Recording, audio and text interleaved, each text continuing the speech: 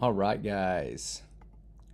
Hope whoever's watching this back, you're doing well.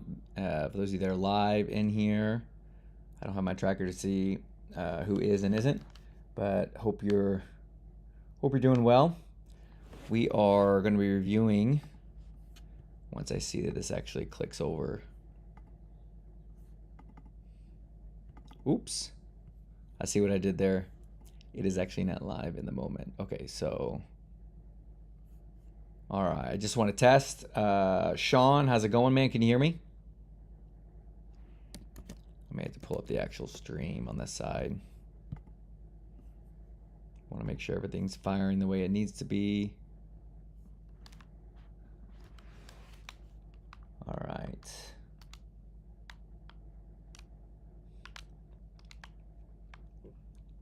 Just a second. And then we'll be good to go. We are actually going to be reviewing one of our athletes' actual competition footage. So I'm actually real excited about this.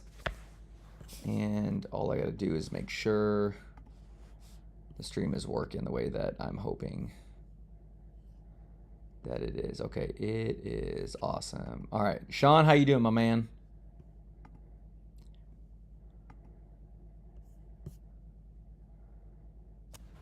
All right, I'm gonna get the chat pulled up on my iPad, and man, it's been crazy busy though, but it's been good.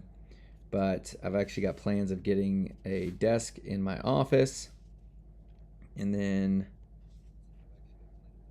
actually being able to have 2 monitors set up. So, how's the family doing, dude?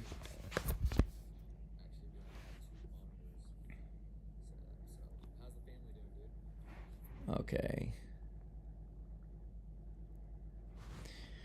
All right, so we have got Richard's competition film. I actually learned this about Richard. The dude's from Australia. Crazy. I don't know why I thought he was from the United States, but we actually got him from Australia. So this match, let's see. He competed at the state championship yesterday in Australia. Competed at Rooster, but went up a couple divisions to Feather. Man, dude, there's something about featherweight that is the toughest, craziest weight class. Rooster up to featherweight. Won his first match, lost the second one, and then awesome. So we've got all 3. I'm not 100% confident this is in order, but we will find out. All right, so let's go and jump forward here a little bit.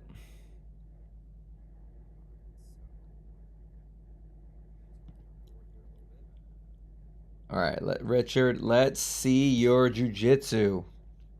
It's actually nice zebra mats.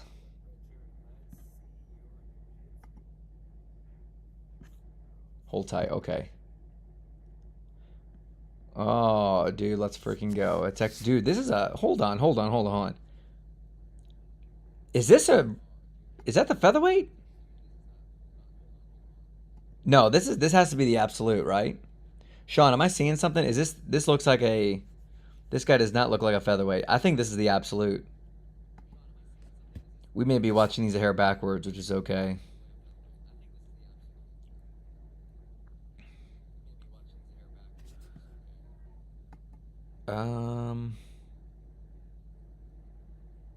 Dude, big for a feather. It's freaking massive. Okay, let's back this up for just a second here. Richard, I don't know if you're going to be in here live, dude, but as you watch this back, kind of answer some of my questions if you go. These quick feet here, it's not bad. I just want to make sure this is not a point out of like anxiety and being anxious, because it's a lot easier said than done, but the more relaxed you can be, the better you're going to perform. This actually looks to be a pretty good pull. I'm very curious if your goal when you're getting to this position is actually to play collar sleeve. This is actually a really good setup for collar sleeve, but we don't want our hips directly under our opponent. So in this situation here, as you get this, it's not bad to put your foot to the bicep, but I would really, especially if you got control of the sleeve, foot to the hip, like in front of the ASIS, which are the 2 bony parts of the hip, and then move your partner in front of you, right? So similar to how when we play like spider lapel or just collar sleeve in general, I want my partner in front of me. So I want his hip line right here. I really don't want him above me. The nice thing is too, especially if you watch one of my athletes, Ethan, he always takes this sleeve and kind of punches it under his thigh, because when he pushes him away, if he has to, then he can also shoot for an omoplata. Yeah, it looks like you're thinking about it too. Okay, your brain is not in the wrong spot. So when you go for this omoplata here, it's not wrong if you're thinking about taking your partner over to the other side. But you have to take into context the size of your partner as well. So if you're going up against somebody that, brother, this looks like absolute to me, I may even argue, even with featherweights, right? Then I would really focus on trying to swim yourself to the inside, pointing your chest away from your partner while you maintain control over your partner's arm. Because there's two things here. Number one, let me back up for a second, big dog. Your knee needs to be like in front. Let's get back here for a second. Let me see. And here. Okay. Your knee is like kind of like on the inner part of the rib. This isn't necessarily wrong, but I would really think about taking your left hand, swimming through, pointing your chest away, focusing on keeping the arm. More than likely, what some people will do in this scenario is that they're actually going to roll through and basically give you a free sweep. But most of the time with bigger guys, they're going to try to like posture up real heavy, but it's going to be like a more like stereotypical like omoplata type control you can end up with. But in this scenario, you're thinking about like sweeping your partner over. I really like to bring my knee more to the inside, so your knee is like in front of their pec, so you can actually drive them over. It's still not the easiest with bigger guys, though it's very doable. Just for context, like I've done it to some of my ultra heavy athletes, like one of which is a brown belt, and truthfully, he shouldn't be ultra heavy. He should be like more of like a super heavy if he was taking care of himself, and if he's cutting weight like a heavyweight. He's a big stinking boy though. But I can still do this to him, but bring this knee in front of the shoulder, taking him over, if this is the route that you're going. This is more of like not like last case type situation, but I would really encourage you to swim to the inside, because then you're not here. You have the right idea though. It looks like you're trying to think about swimming in, but we just looks like we kind of paused here. Yeah, I would have kept the omoplata, trying to invert yourself back through. Again, this is a horrible situation to have yourself in. All right, so this is getting real nitpicky here. I actually stole this from my friend Sebastian. If you look up Sebastian Serpa, Serpa, really talented, really good featherweight. But he'll take this arm, so it'll be the top arm, which will be your left one. He'll grab the inner part of the knee, gi material.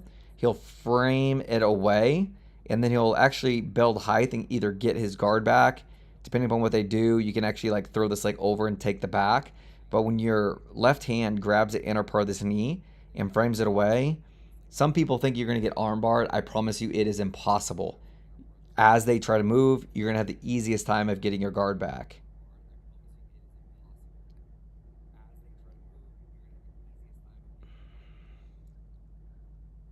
Don't stop, don't stop, don't stop, don't stop. There you go. Now, if you feel comfortable playing half guard on this side, really either side, but if you feel comfortable here, this isn't bad.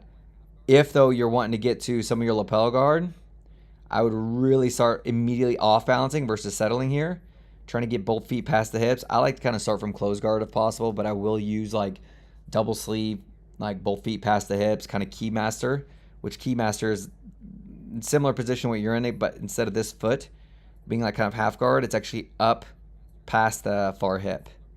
And then I'll start looking to get lapels out.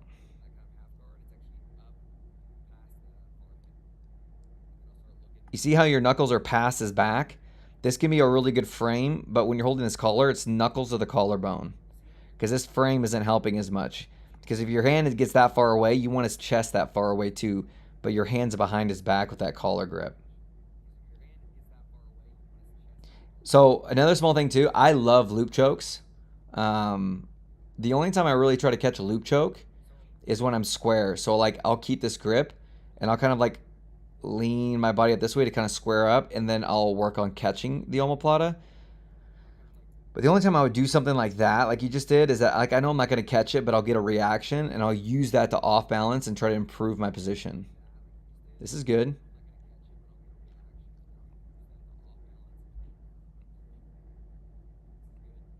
Okay, there we go. Oh, cross spider, get that sleeve, get that sleeve. I might have kept my foot to the inside there, my guy. There you go. Put it back in there. It's like you can hear me.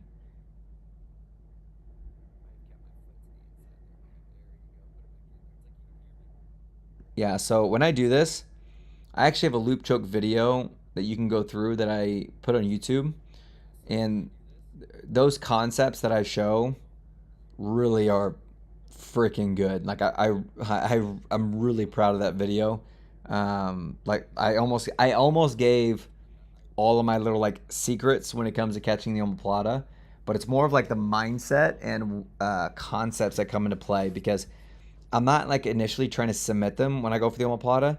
I'm trying to catch and keep them in the omoplata. Ooh. Nice. I love that grip break. Good job there. This is when I would start. Oh, did you get the lapel out there?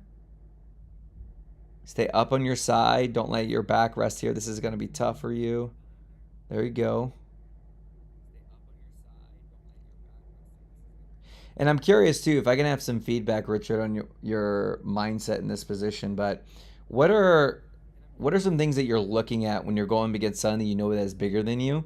Like, what are some of the positions and concepts you're trying to guide your partner into, like guards and other things like that?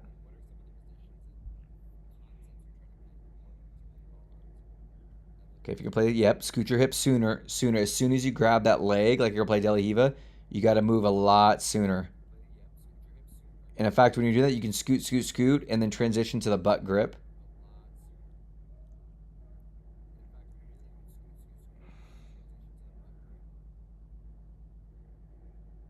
There's a lot of almosts here, but it's like you get almost there and then you stop. I would frame the shoulder away, bring this knee to your chest, and then use this like almost like top part of your shin, framing into his neck there. Yeah, this is gonna get tough. This is gonna get real tough. Ooh, don't stop. You gotta force this arm to the inside. I would not I would not goof with lapels from out. No matter what, I'm always like trying to get both my hands to one hip, framing at the far hip with my elbow, trying to work my elbow to the inside of the knee, and then I'm trying to make myself as much as I can into a ball, and I'm basically working strictly elbow and kipping escapes. Those are the only escapes that actually work at a higher level, especially with guys that are bigger.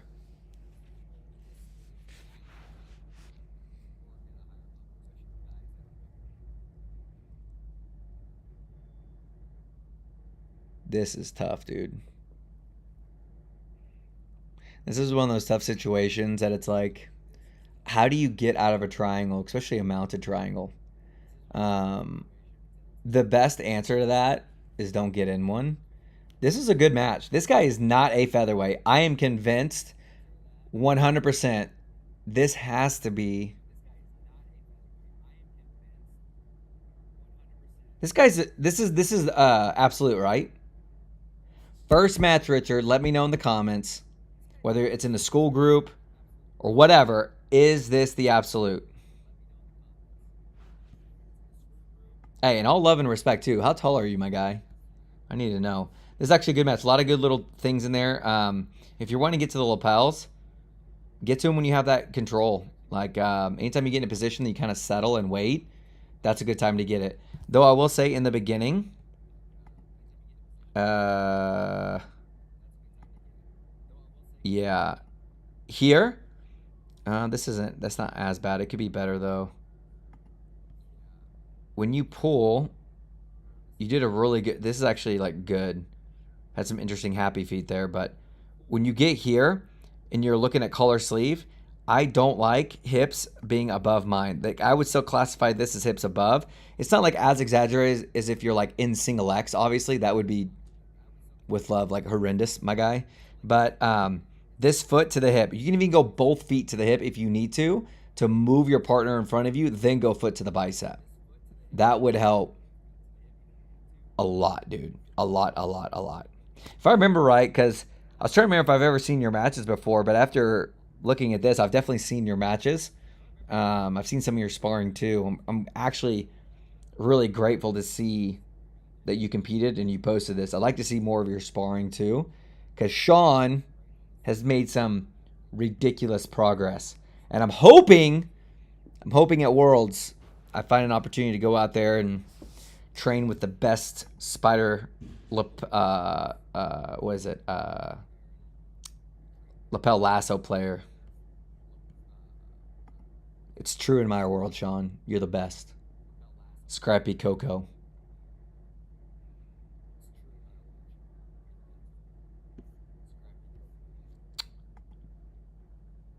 All right. This looks like a rooster weight or a featherweight. This guy's gonna pull for sure.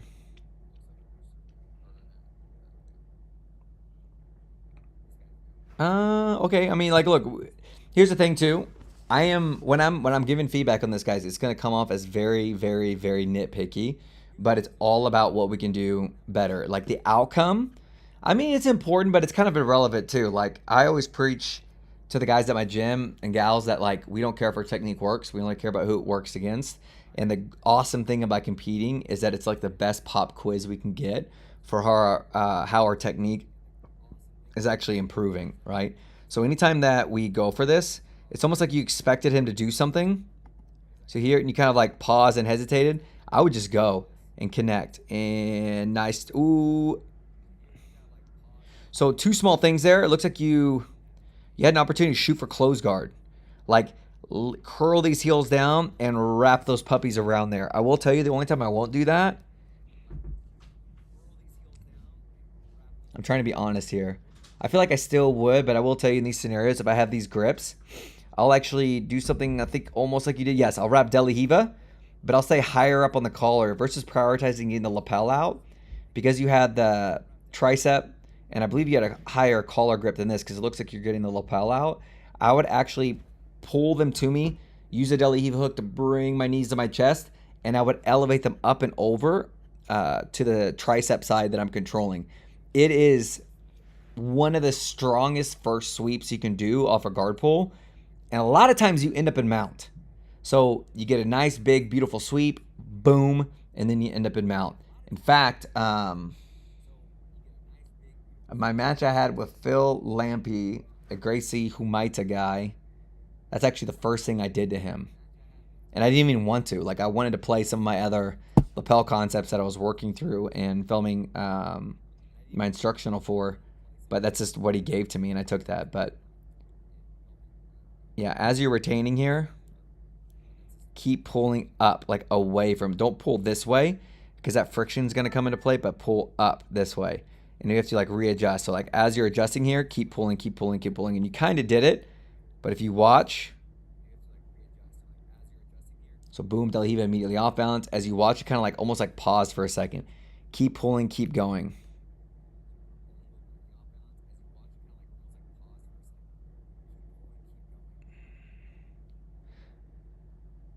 I think some cross spider concepts would be really good for you. I don't think that you did necessarily something wrong here, but if you had cross spider guard retention concepts in your repertoire, I think this would help you a lot because it's an option. But as this happens here, you get control of the sleeve and then you make space. This foot goes over and into this bicep. So your right foot actually goes over into this bicep here for cross spider. It's super freaking strong. I know it doesn't look like you have a great opportunity there, but I promise you do. Like if you watch my match with, Jackson, a guy is a really good example. You can watch like almost any of my matches and I get in a guard retention cycle with. It's super freaking strong. My friend that I stole it from His name's Sebastian Serpa.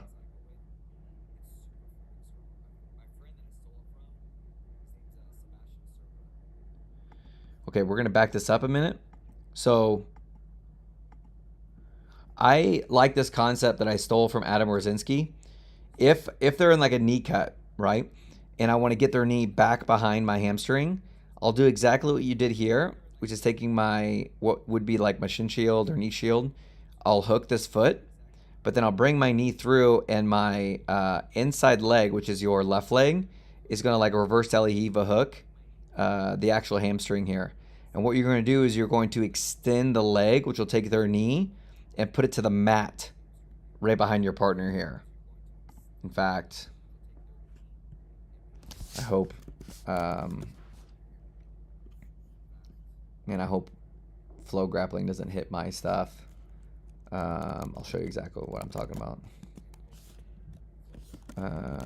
In fact, it's against Mr. America. Okay, so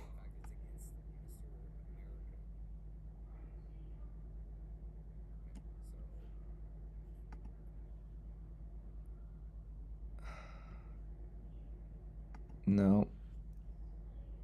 Oh, I may regret doing this. Okay, this may be it.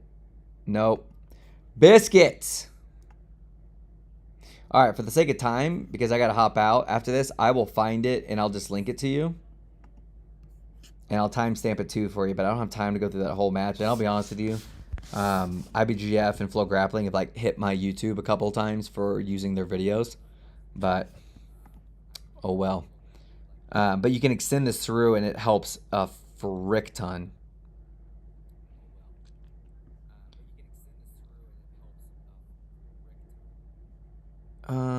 Man, I would do everything in my power.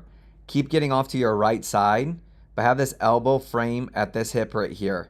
So your left hand will go here like this, because this is going to prevent him from taking your back. But you got to invest everything into getting on that side and doing your best to bring your head like towards your knees and your knees towards your chest. So you're trying to like make yourself into a ball as much as you can. Listen, man, I know how difficult it is to do that though, but it's your only option. Like it really truly is. Otherwise you got to stay here forever. And that is not fun.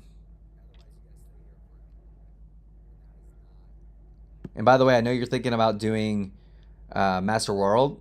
Number one, you should do it. And number two, if you do it, man, I want to see you out there. And if you need someone to help coach you or whatever, and I'm available, I'm there, dude. I'd like to train with you a little bit too. I think it'd be pretty sick. Sean, what are the chances of you going to Masters World? Get all the way up to your side, build those frames. See, this is tough because like there's a bunch of little things here that could definitely make it better. But the interesting idea here is it's like, what are some things I could do to get out of a triangle? Well, the quickest investment you can make is not getting into one. So like when it comes to getting out of this stuff, I think the elbow escape with kipping is going to be huge. If you need a better explanation of that, I can actually film a video and post it to the school for you. But if we back up to right here, we use this super hook concept and we get this knee back to the mat here, he may not be able to knee cut you.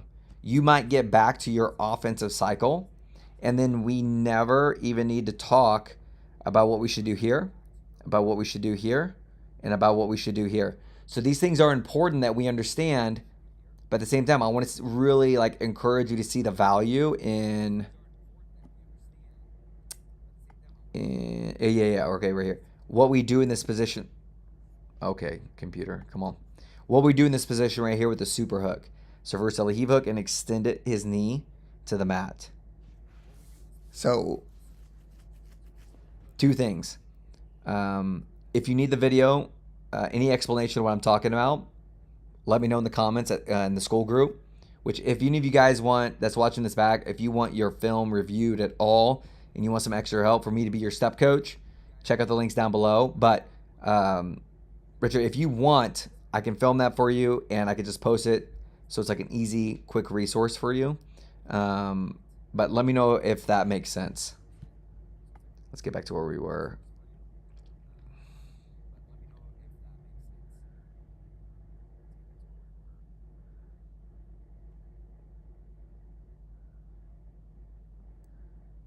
So believe it or not, I actually have no love for the bow and arrow choke. Sean, cover your ears because I may hurt your feelings. I think that choke sucks. I just do. But if I can be honest, like, I think the reason why is because I got bow and arrow choked so much by my old coach, like from white all the way up to, it's probably up until purple belt. But then I started to get real good timing escaping it. Because of this angle here, and most guys don't do a good job of closing off the elbow, you can actually escape your head by bringing the back of your head and almost your ear to their body and escaping through here. The only thing you have to manage and watch for is them trying to attack your arm for the arm bar. Now, can the bow and arrow choke work? Duh. Is it effective though as like a zipper choke, like a modified zipper choke, which is one that I really push for our people to do? No, it's not. And I actually had this interesting conversation with my coach, Nicholas Marigali, about this because he loves the bow and arrow choke. But when I was training with him, there was no bow and arrow choke. Like the escape is significantly easier to defend and escape and make it very difficult to bow and arrow choke compared to like a zipper choke. It's significantly different. Like I do not like bow and arrow chokes at all. I can't see what your left hand is doing, but I would really focus on trying to find a way to alleviate the pressure there. This right there, I understand how this feels, but understand, dude, there are so many people out here that do not have the guts to do what you're doing. So you need to be proud of yourself, man, getting yourself out there. Especially in freaking Australia, dude. You guys have spiders the size of my head. Like, no freaking thank you. We watch these matches backwards. Wait, how did we get here? Wait. Oh, okay. This has to be the one that you won. Because you won one, lost one, and then... Hold on. Is this the same guy? No, it's not.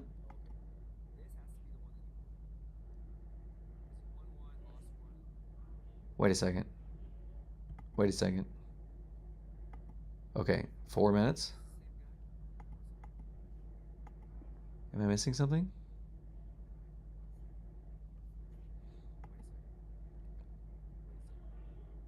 Hey, you posted it correctly. I looked at it backwards. How did that happen? I have no idea. Okay. This is the first match you had. Dad, what's this? It says happy birthday. I'll go out there, baby. I'll be out there in a minute. What is it? Baby.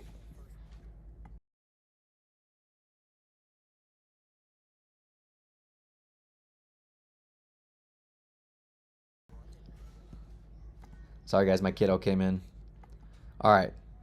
So let's make this big.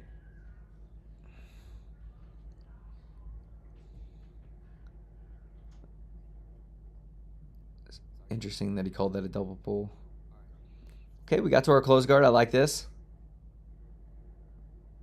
We got the lapel. This is a good start. Nice. Okay. I think if you just like stayed a little bit more like relaxed with this, you have it. Did he fight the grip feed? I can't really see.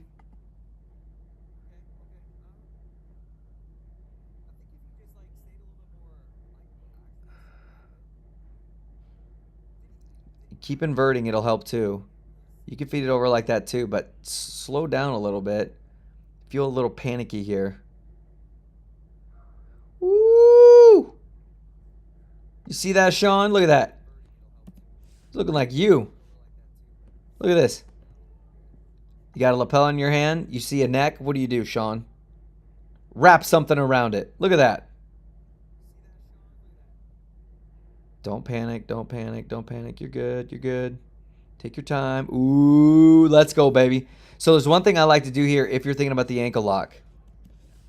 Let me rewind. What? Am I speaking English? Okay, look here. Your knee trying to get to the inside, right? It's going to be pretty tough to do that. So if you take your right hand right about now, here behind though, you take your right hand. Let's see if it pauses. Okay, good. Take your right hand as you're building height. You actually take it and you put it behind the knee. So your hand goes in like this and you flare behind that because that's going to keep his knee facing away. Right here. And then you can start attacking that ankle. Let's go, dude. Oh, toe in the eye? Please tell me no. Ooh, it was. Oh, dude. Oh, that looks like it hurt, dude. Oh. Eye pokes are the worst. And it's literally impossible to reset this. This is kind of a fair trade. You got single X with the lapel.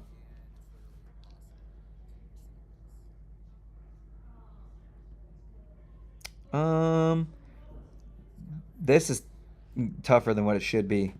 So at this point right here, I would bring this foot out and like almost like a single X. This isn't about what you're doing here, but this is why I like the single X approach a little bit better than that. Unless this foot is in framing, like you want both feet in. You see how both feet are out right now? So this is good what you're doing with your left foot. You see how you're framing at the knee? I would like bring your right foot into the inner part of the groin because this isn't doing much for you right here. It's not doing anything at all, right? So bring this in, and then as you feel him start trying to drive his weight in this way, this foot can go up to the hip and you can help guide his weight off to the side. And then you can like get his ankle again minus the big nasty toe in your eye.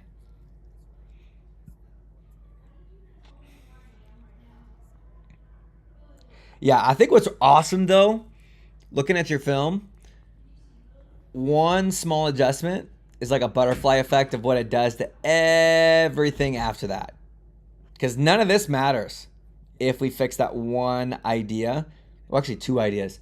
Number one, reverse Della worm, taking your time, maybe inverting a little bit more, like not rushing as fast. Then with the ankle lock, taking your hand behind the knee and really prioritizing getting it set.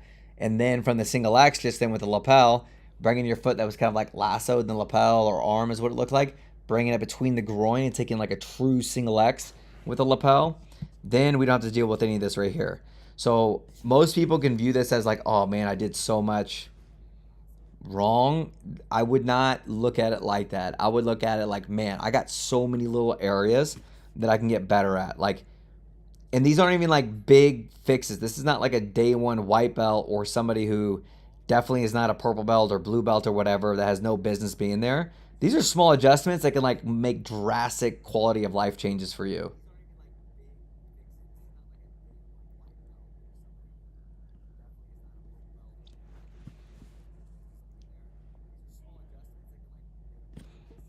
Ooh, man, if somebody starts doing this to me, I like to take my foot to the inner part of the groin like I'm bringing a butterfly hook in. Again, look at Sean, look at this. He's about to pull a Sean right here. Has a lapel, sees a neck, he's going to loop it. I see it coming. Are you going to try to arm drag off that? Yeah, you're going to want to frame that head now. Because you got to think of it this way. For his hips to circle towards your head, his head has to be the opposite side of the body.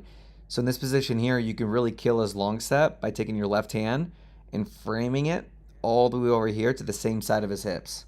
That is going to destroy his long step.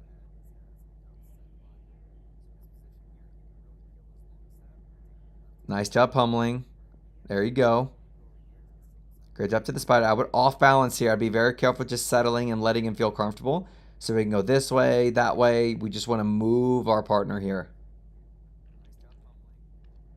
And even just to move him, like you are here, to escape this foot, then start attacking with the lapel again.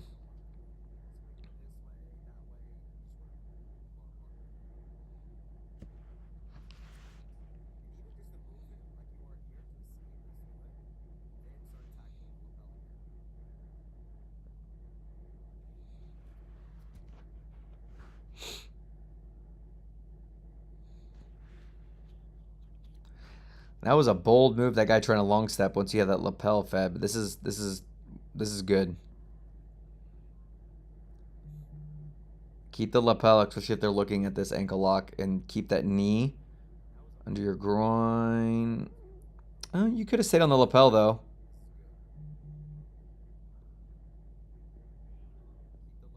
Yeah, once you have that left hand grip, foot off the hip, and then I like to use my elbow to block my hip so his foot can't get back on there. There you go. All right. Oh, let's go. Way to escape both your feet there.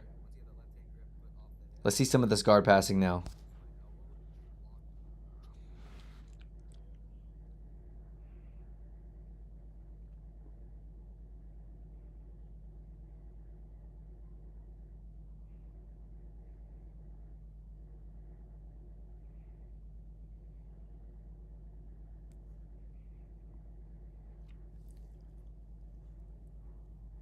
Build height with him. Don't let him come up. Don't let him come up. I would stand up with him here. Use a loop choke.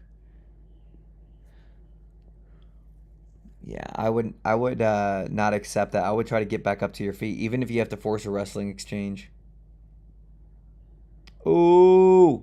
Ooh. Let's go. Loop choke, baby. Nice. That was a good attempt.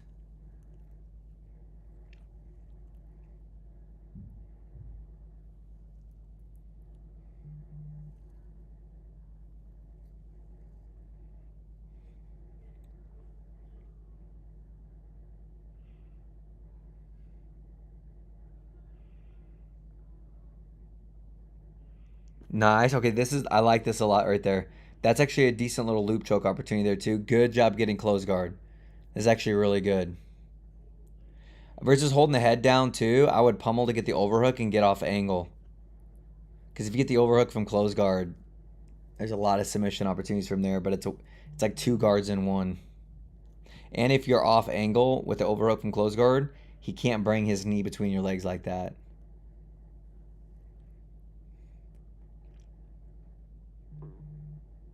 Cross sleeve, cross collar control. Interesting.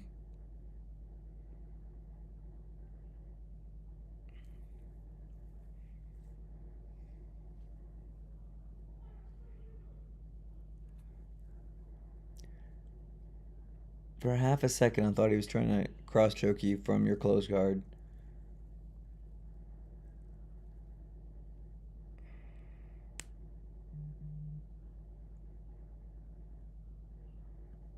Yeah, I would get off angle. Look for the overhook.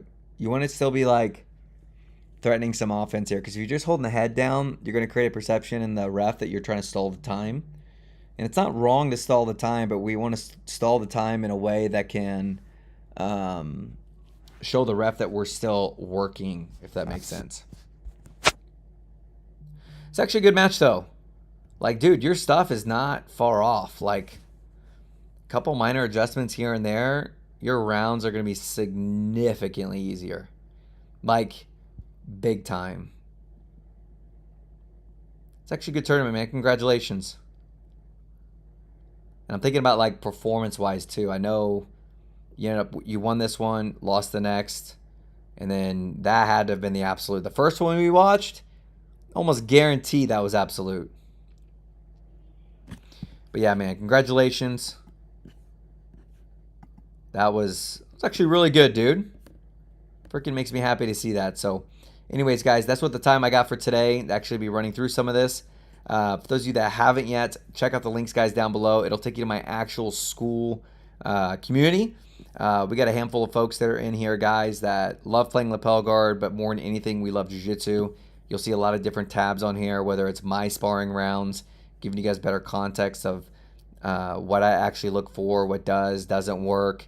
You guys obviously have your section. You guys put your stuff to where we comment and help each other. And then like this right here, the live streams that we'll kind of go through and have some fun with it. So anyways, guys, hope you guys have a good one. And we'll catch you guys in the next live stream. See ya.